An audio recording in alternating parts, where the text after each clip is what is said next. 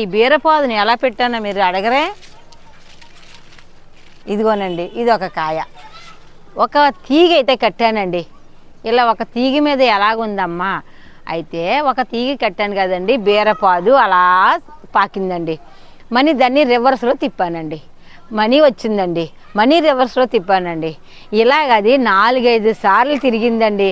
ఇప్పుడు అది ఒక పందిరిలాగా అయిపోయింది. చక్కగా కాయలు కాస్తుంది, మేము కోసుకుంటున్నాము, కోతులు కూడా కోసుకుంటున్నాయండి.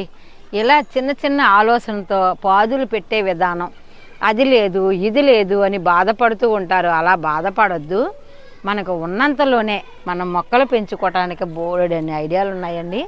లేదంటే నేనున్నానుగా, నేను చెప్తా. అమ్మ మాకు ఈ వీడియో కావాలని మీరు చిన్న కామెంట్ పెడితే చాలు. దాదులు బెండ మొక్కల్లో పెట్టేశానండి. ఎన్ని కాయలు ఉన్నాయో చూడండి, అన్నీ కూడా పెద్ద పొడవ కాయలు.